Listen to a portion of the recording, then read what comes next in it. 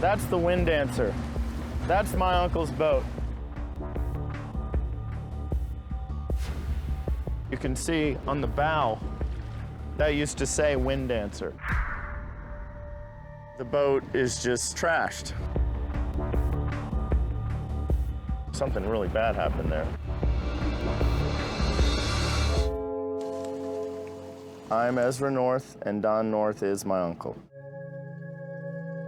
Don decided that he was going to go do what everyone dreams to do. He sailed the entire Caribbean and found absolute paradise. It is breathtaking. We understand why Don loved it so much there. My uncle lived on this boat for 22 years. This was his life. Don just wanted to live his life in nature. He was a beautiful person.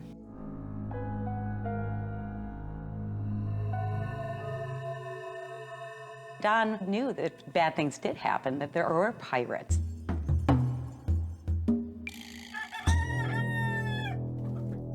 He did have a gun. He bought a taser, just in case something did happen. In mid-January, we started asking each other around the family, have you heard from Don? And all of us said no. We sent an email to him. I said, Don, hey, what's up, buddy? People are looking for you. Where are you? But, you know, Don didn't write back. It was as if he had sailed into a black hole. I remember just thinking, I don't think this looks very good. Time was of the essence. We knew there was one person who could make things happen, and that was Don Winter. I can't walk away from something like this. If I can get involved and help, I'm gonna. There's a lot of moving pieces in this thing. Different physical locations, people using aliases. There's all kinds of opportunities for bad things to happen. Oh my God. I gave him this hat. This isn't good. This was Don's worst nightmare. Our friend Don was missing. Something terribly evil penetrated this utopia. Dark Side of Paradise. Tonight's 48 Hours Mystery.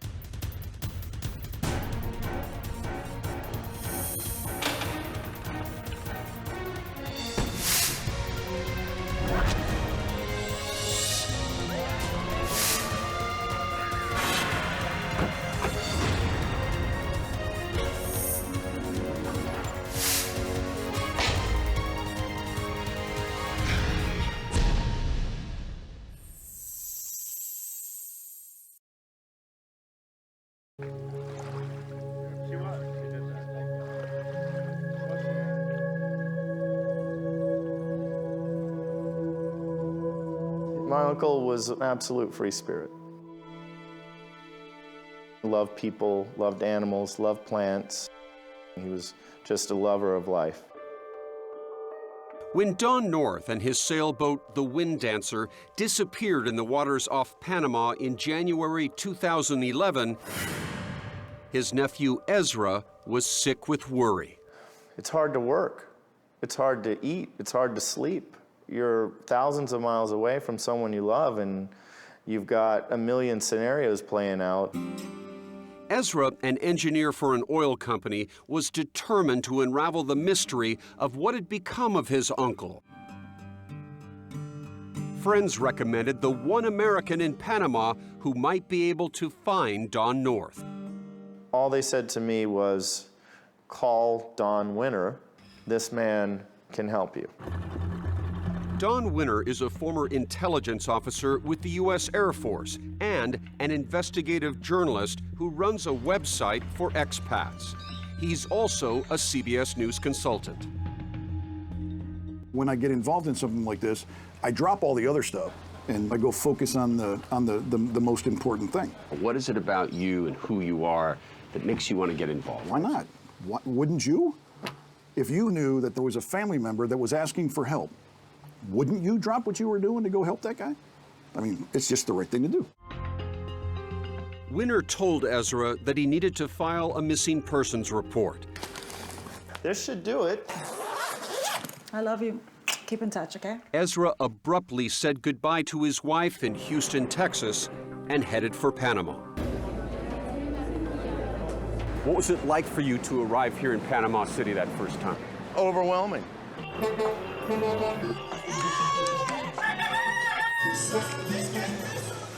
Ezra and Winner hit the ground running, En lo expediente de Don North, es como un pasaporte, una... searching for any information about Don North. For Ezra, being in the Caribbean brought back memories of happier times with his Uncle Don. My uncle was like one of my best friends. He taught me how to scuba dive. He taught me how to hunt. He's everything that you want from an uncle, you know? Look at the life he lived. And what a life it was. Back in the 1990s, Don North sold his stateside gardening business, bought a boat, and set sail. Cruising from Florida to Curacao to Colombia, kicking back and just enjoying life. Every day of his life, he did what he wanted to do, and he was a beautiful person. Don was a member of a tight-knit cruiser community, people who choose to live their lives on the water. Tell me about the cruising lifestyle. For a lot of people who live their life on a couch with a remote in their hand, it is extraordinary what you do. I think we cruisers enjoy the freedom of being out there and being self-sufficient. Glenn Tuttle and his wife Eddie are friends of Don North. Both are retired FBI agents who've been cruising the Caribbean for years.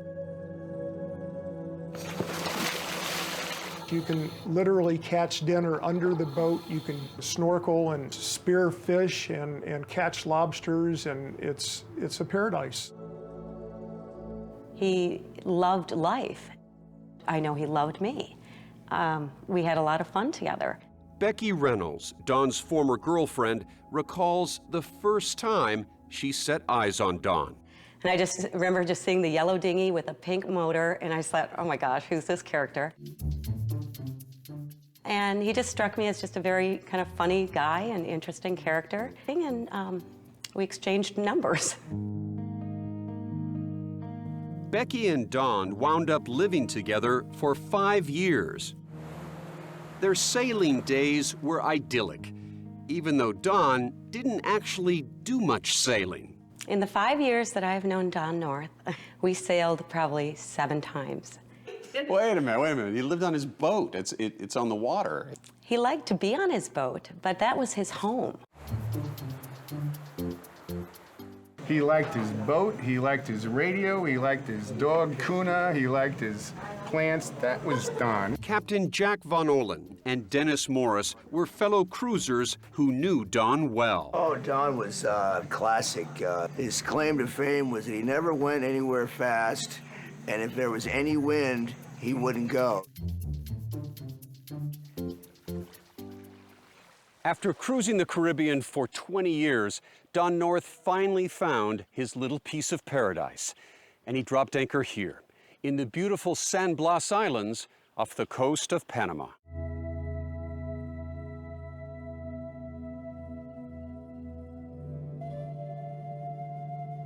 Don spent most of his time on the island of Chichime, where he had a special bond with the Kuna Indians. Tell me about your uncle's relationship with the indigenous people here, the Kuna. He loved them, he respected them. He helped them garden, he helped them dig a water well. And what'd they think of your uncle? They loved him. But by mid-January 2011, no one, not the Kunas or any of Don's friends, had seen or heard from him in weeks. December 20th, 2010. Hola, this will be the last email for a while as my phone modem broke. In one of Don North's last emails to his nephew, he told of a series of terrible storms ravaging the San Blas Islands. Don did his best to help out, rescuing this man, Javier Martin, whose boat had sunk after hitting a reef. As Ezra and Winter tried to pick up Don's trail, all they had to go on was a handful of clues. When we started looking for him, we were told by other cruisers that, yeah, he's sailing to Colombia, he's sailing with Captain Martin. Supposedly, Don was making the 5-day trip to Cartagena to renew his visa and took along Javier Martin for company. When he was missing, at first I thought, no, Don will show up. I just kept thinking Don will show up. One of the last times I spoke to him, he said, please don't forget me. And I said, Don, how could I ever forget you? So.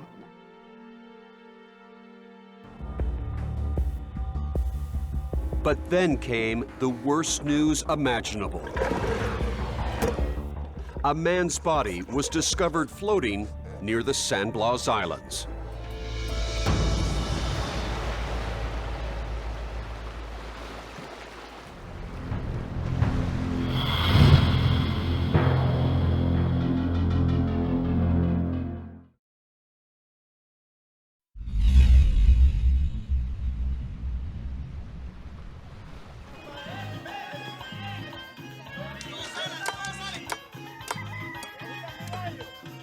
With Don North missing for more than 3 weeks, and a body discovered floating off the Caribbean coast of Panama, Don's former girlfriend, Becky Reynolds, got a horrible feeling. I called Ezra, and he just said, pray as hard as you can. And that scared me, that if their concern was like that, this just doesn't happen. Fortunately, the body was not Don North's, but friends and family remained deeply worried. I felt sick. At that point, I realized that there's something very wrong going on, and something bad must have happened. The bullet-ridden body was identified as a Frenchman, Jean-Pierre Bouhard, captain of a large catamaran. He'd been shot in the head, tied to an anchor, and thrown overboard. Don's friend, Glenn Tuttle. We knew immediately it was more than a coincidence that this Frenchman had been found murdered and our friend Don North was missing. But what was the connection? Working his sources, Winter learned that the dead Frenchman was last seen with Javier Martin, the same man Don North was with when he set sail for Colombia. It instantly became, all right, everybody focus, find Javier Martin. Winter was convinced Javier Martin would lead them to Don North. What was going through my mind was, we got business to do. Their first stop, the headquarters of the National Police Force. We went to the office of the chief of operations, and I sat Ezra down in his office and said, here's the deal. This is what happened. This is what we think is going on. And we want to get the ball rolling on it. And when Winter talked, the Panamanian police listened. Just months earlier, he had helped them catch accused serial killer Wild Bill Holbert, an American who preyed on retired expats. How many murder cases have you solved here in Panama? 4. And that's in a year and a half. Don't mess with Don Winter. Don't kill anybody. Winter convinced Panamanian authorities to form a special task force to look for Don North. They also enlisted the FBI, which has agents stationed in Panama City. So because of all that, then the investigation went from 0 to 100% literally in a matter of 2 or 3 hours. Ezra and Winter joined the task force as it began the hunt for Javier Martin. The biggest fear was that he might split and be gone and be on the run for years before he finally turns up. I consider him as a pirate because he was committing crimes during his travels. a pirate who became the focus of a manhunt overseen by this man, Gustavo Perez, National Director of Police at the time. He leads thousands of officers like these commandos and personally oversaw the pursuit of Javier Martin. So you have people like this officer ready to move. You got a task force together in this case, and off you went. Exactly. Using all that manpower, the police quickly picked up Martin's trail. It led to Captain Jack's, where Don North's friends were told the lead suspect had stayed in their hostel. So the hair would stand up on my arms and my back. The more Ezra learned, the scarier Javier Martin became. One lady at one of the hostels had said, that guy is a psychopath. He caught a snake one time and cut the head off and ran around shaking the snake everywhere. Javier Martin? Yes, yes. Where are we right now and where are we going? Okay, we're on the road to a town called Puerto Lindo. Retracing Winter's investigation, we head to a sleepy port village near the San Blas Islands. When you come into a little village like this, I mean, what are your instincts? What are you trying to do as an investigator? Well, it was all related to tracking the movements of Javier Martin, trying to find out where he went, what he was doing. He stayed in this room, and this is the bed that he would always stay in. Did you sense something right away? Did you sense this man was trouble? He said, I didn't think he was a drug trafficker. I thought he was more like just crazy. He's just somebody that's out of control. In late January 2011, after Don North went missing, locals reported that Javier Martin, who had always lived hand-to-mouth, suddenly was living large. They said that he went out and bought a large screen plasma TV, brand new. He bought a sound system, he bought a guitar. And he may have bought all that stuff using Don's ATM card. I believe that these are the ATM machines that were used by either Javier Martin himself or people that were helping him to pull money out of the bank accounts of the victims using their ATM. He got their cards, he got their PIN numbers.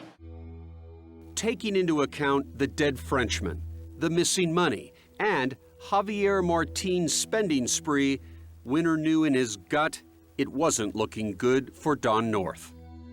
No doubt in your mind that Javier Martin is the man responsible for the disappearance of Don North. I got no doubt.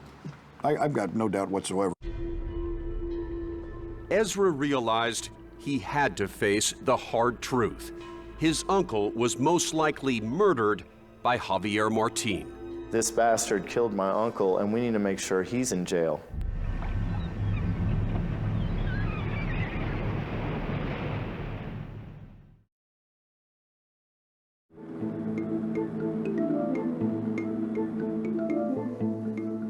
Javier Martin, the man at the center of this manhunt, had spent years ferrying backpackers between Panama and Colombia.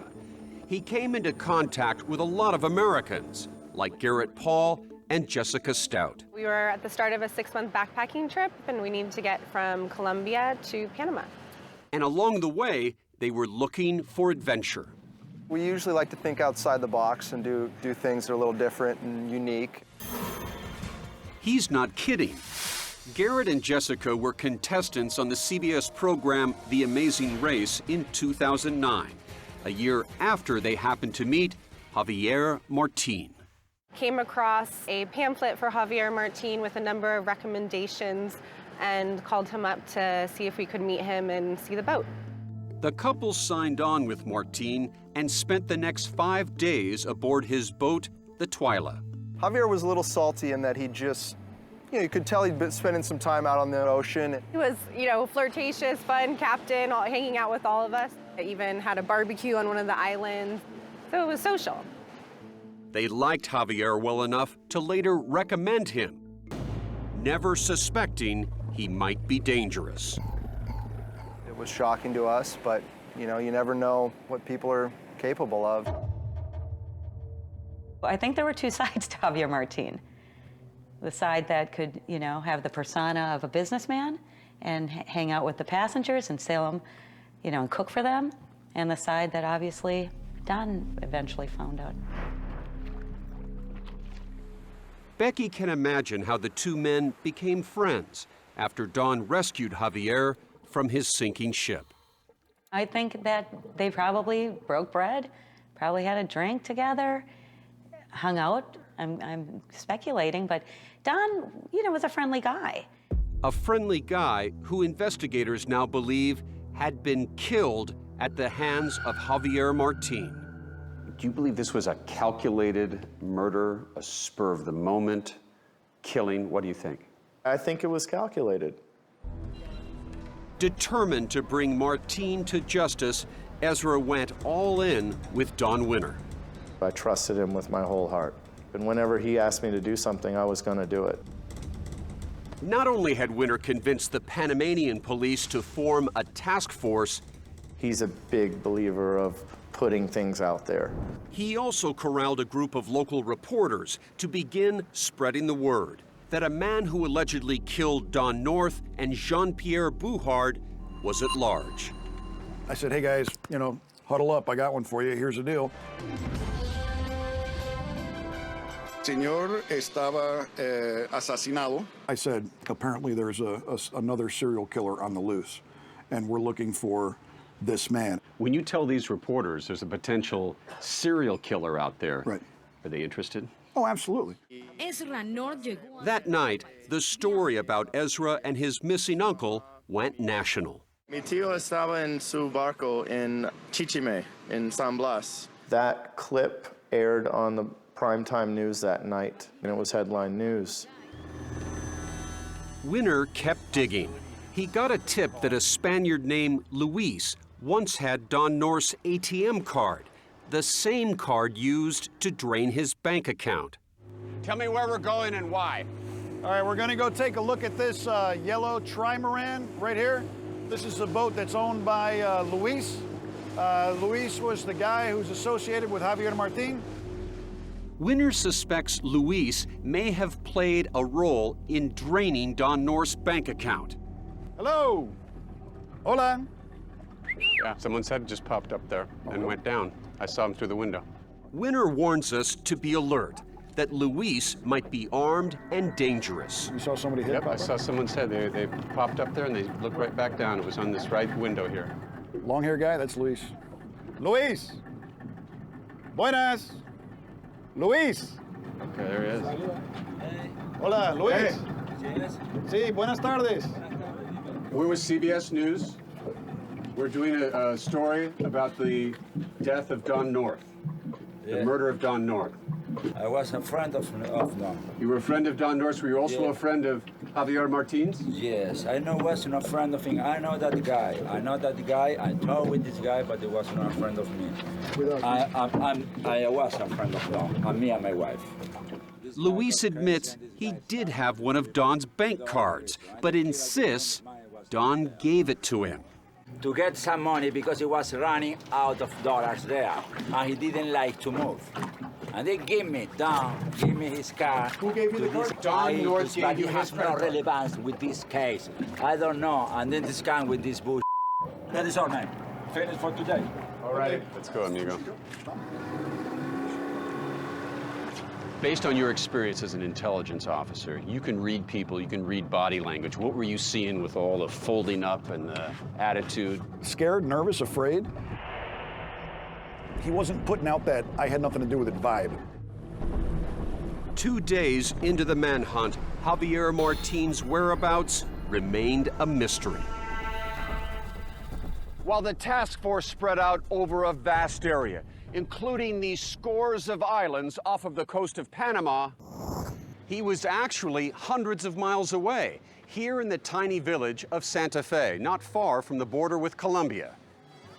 This Panamanian cowboy says he met Javier Martin and sold him 2 horses. And did he say where he was going to go? Dice que iba a pasear a Colombia. Javier's plan was to pack those horses full of supplies and head off into one of the most treacherous jungles on Earth, making his way toward Colombia, where it would be nearly impossible for any law enforcement to follow him. The question was, could anyone stop him?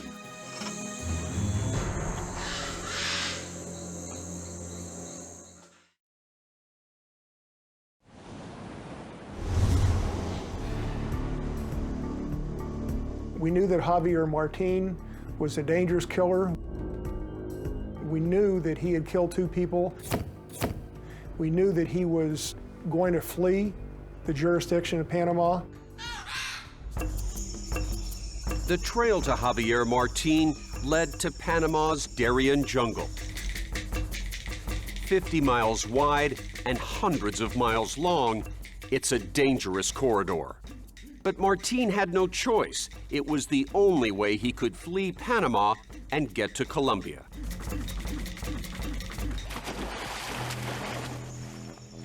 His plan was going to be to ride via horseback through some of the most impenetrable jungle in the world and to escape into Colombia. Authorities knew Martin was equipped with guns and money, so time was of the essence. You know, you got to wonder, is he going to get away? You know, is he never going to get caught? But luckily, Don Winner's strategy of plastering Javier Martin's face on national television was about to pay off. Don Winner publica una serie de fotografías del sospechoso Javier Martin. In a tiny town on the edge of the Darien jungle, this hotel clerk watched that news report and was stunned. She knew that guy, and more importantly, she knew where he was. Upstairs in room 27. And he wasn't using the name Javier Martin. What name did he register under? Don North. Yes, Don North. Javier Martin had assumed the identity of the man he allegedly killed. And he didn't stop there. And then he's hitting on her and trying to get her to come up to his room and saying, it's Valentine's Day and I don't want to spend Valentine's Day alone. You just learned that Don North is actually Javier Martin, an accused serial killer, and he's hitting on you. She says, I got afraid.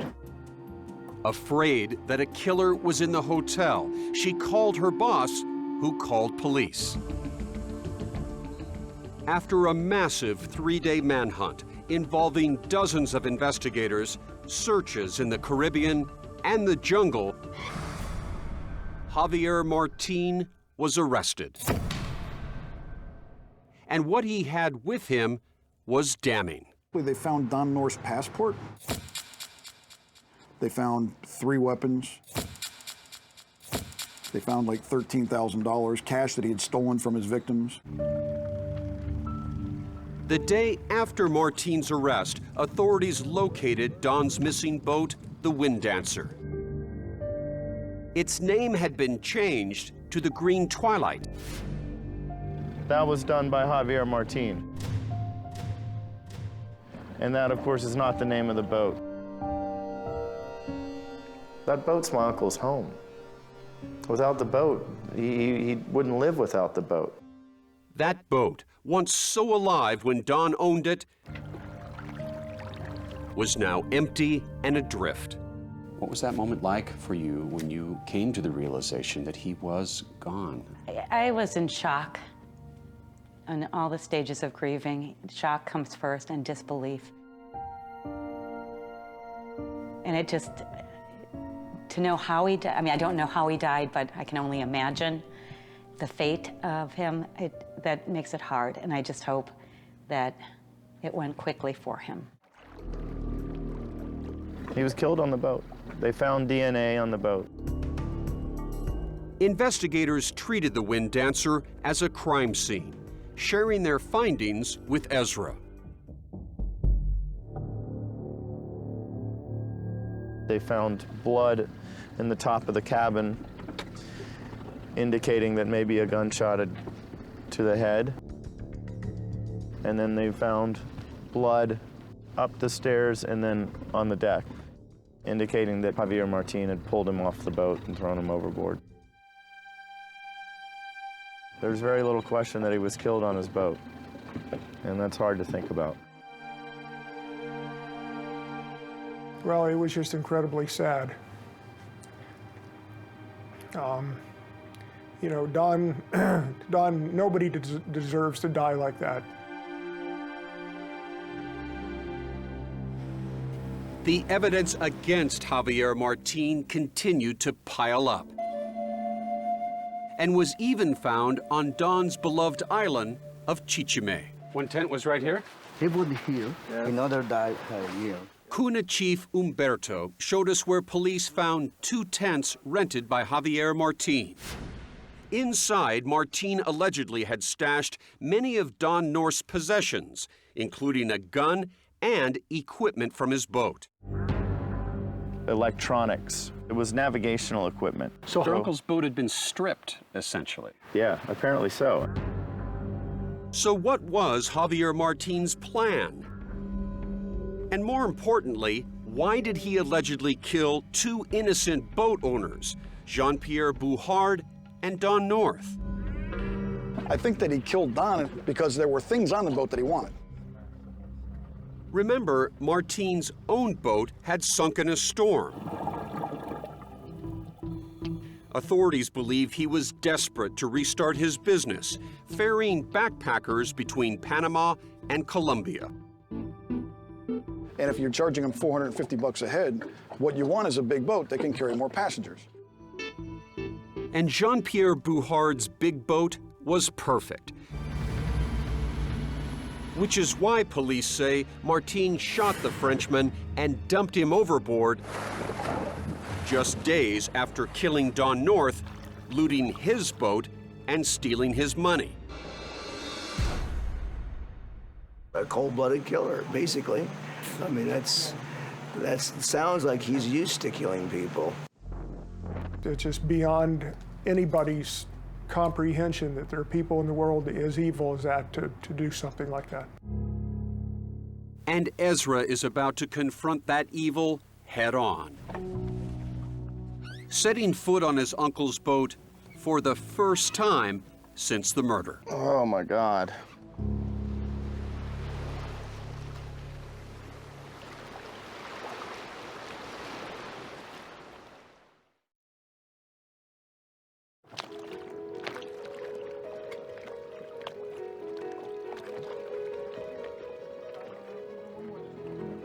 This boat was his life, plain and simple. So it's literally a part of him. Yeah, yeah. It's part of his identity. This is, to see it without him on it, just, it isn't right.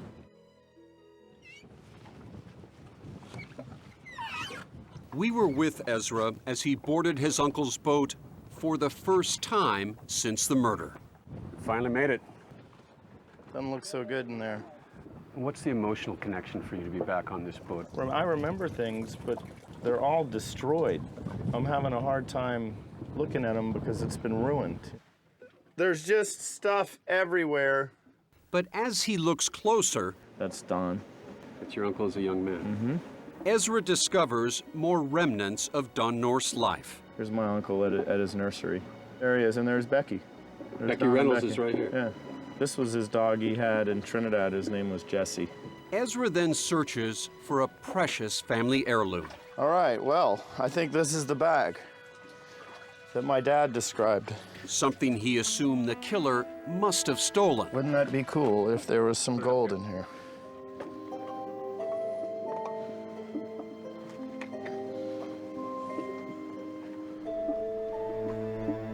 Oh my God. 4 solid gold Krugerrands. I found them. Oh my God. Unbelievable. Your uncle's gold. The killer didn't get the gold. I just found the gold. Your Uncle Don, right now, has got a smile on his face. He does. This belongs to the family. He does. I've traveled thousands of miles to get to this moment, and here they are. It's unbelievable. But it still doesn't bring him back. Right as you find the gold, the storm is kicking up. The rain is hitting. Maybe he knows. Thanks, Uncle Don. What would your uncle be saying to you right now, Ezra? He'd be proud of me. He always told me he's proud of me. He'd call me and tell me he's proud of me. And I just do what I think I can do is right. That's all I can do. I don't feel like I've done anything special. Well, we've got one more search to do, don't we? Yes. And if he's got any say in it, we'll find him too. With that in mind, Scott, what is this? What we have is an acoustic camera that allows us to see things using sound in motion. 48 Hours brought sonar expert Scott Walters down to the San Blas Islands to look for the one thing that could lead us to Don's body. We're looking for an anchor. If we're lucky enough to go over one, will this device detect it? Absolutely. This is the best thing that we could have for a search of this kind. Authorities believe Don's body was tied to his anchor and thrown overboard. We scan the channel that sources tell us Javier Martin sailed after the murder. And so this yellow tint we're seeing through here, that's the bottom. Correct. Yeah, this line is the bottom. But after 4 multiple attempts, we all come to realize the water is just too deep. And if a body was here, is it almost impossible to find? It makes it a lot more difficult. Not impossible, but Not more difficult. impossible, it's just more difficult at these types of depths. While Don North may be lost at sea forever, we head off to meet the one person who may know where his body was dumped. We're just outside the worst, most notorious prison in all of Panama, La Huita. And this is where Javier Martin lives awaiting trial. We've been trying for months to get to this man, and we'll see what he has to say. Javier Martin, now facing more than 70 years in prison and a trial date later this year, agreed to an interview with 48 Hours. We're just outside the director's office. We've been told this is the place we can interview Javier Martin. But with the cameras ready to roll, the accused double murderer backs down. He's not in the mood to give any interviews. He's not interested. Surprisingly, he did manage to contact producer Chris O'Connell the next day. First by email, Javier? And then on a phone that someone had smuggled in. It's Peter Van Sant, and this is a story I know you want the world to hear. Immediately, it's clear. Javier Martin has only one thing on his mind. It's like, I need the money. The only way I would do it is... Javier, we can't pay for an interview. He's cutting you off. He's like, I'm not going to do anything. Okay. Did you kill Don North? Javier Martin, ¿tú mataste a Don North?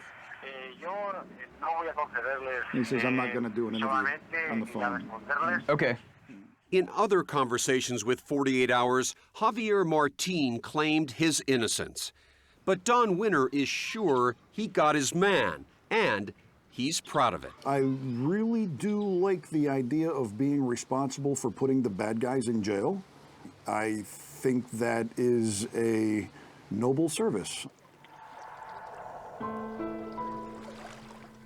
Despite the many unanswered questions, friends and family of Don North take some solace in the knowledge that his body is most likely in the waters that he called home.